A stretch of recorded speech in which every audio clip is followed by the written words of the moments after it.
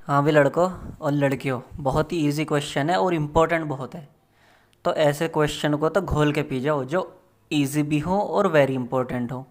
तो ये दोनों है, वेरी इंपॉर्टेंट, इजी। ठीक है, क्वेश्चन पढ़ेंगे ध्यान से। इन ए फ्लावर बेड, एक है फूलों की क्यारी। There are 23 rose plants in the first row. वो ऐसे डिज़ाइन में बनाई गई है कि जो पहली रो है उसमें तो हैं 23 पौधे, ये लो, ए ऐसे। और अगली वाले में क्या है, 21, दो कम हो गए, ये लो। डिज़ाइन में जा रही है। In the second and the 19 in the third, तो नाइन अगले वाले में 19 है, ये लो। ठीक है भाई लोग, मतलब इस तरह से डिज़ाइन में बना रखी है कुछ क्यारी सी उन्होंने। तो क्या और जो है, there are 5 rose plants in the last row, और लास्ट वाले में जो 5 हैं, 1 2 3 4 5। ठीक है। अब how many rose are there in the fluoride, इतना बताना है कि भाई कितनी रो हैं, वो रोज़ कितनी है, बस इतना बताना है। तो हम बहुत ही आसान है। तो हाउ मैनी, जहाँ पे भी हाउ मैनी का क्वेश्चन आता है वहाँ पे हमें एन की वैल्यू निकालनी होती है। ठीक है।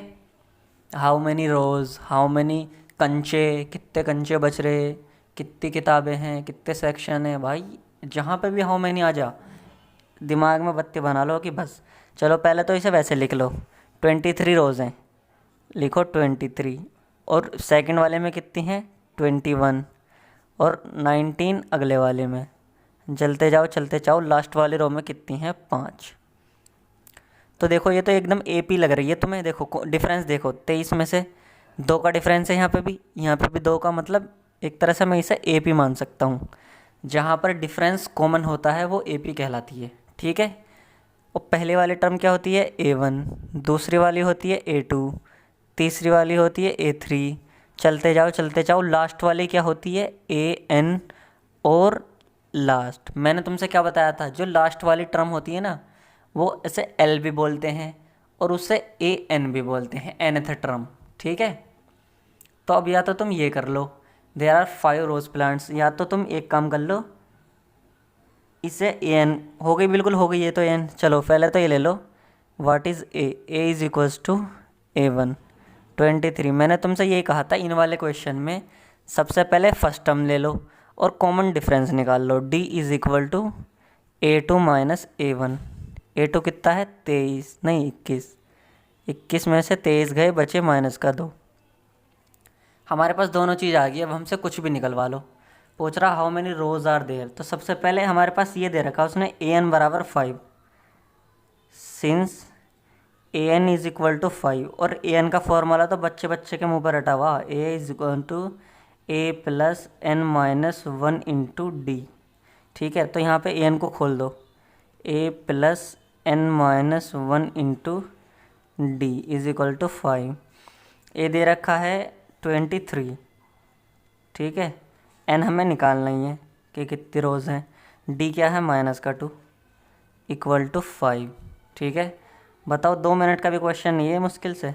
इसके अंदर मल्टीप्लाई लो, ये हो जाएगा -2n और ये हो जाएगा +2। ठीक है। अब ब्रैकेट को हटा दो, और जब ब्रैकेट हटेगा तो प्लस माइनस माइनस का हो जाएगा, 2n + 2 इज़ इक्वल टू 5। ये हो जाएगा, 2n को उधर लेके जाओ तो इधर बचेगा सिर्फ 23 + 2, 5 को इधर ले आओ, 2n। ठीक है। ये हो जाएगा 25 में से 5 गए 20, 2n इज़ इक्वल टू 20। तो n बराबर आ जाएगा आपका 20। अबे भाई 1 मिनट, स्क्रीन से बाहर चला गया क्या, हाँ नहीं। n is equals to 20 divided by 2, n is equal to 10। यानी कि सीधी सी बात है, जो वो है ना 10 रोज़ हैं, 10। अब तुम देखो, ध्यान से देख लो, 10। और वैसे भी अगर तुम कर करके देखोगे ना, तो पहले में तो हो जाएंगे 23, 2 कम करते हुए जाओ।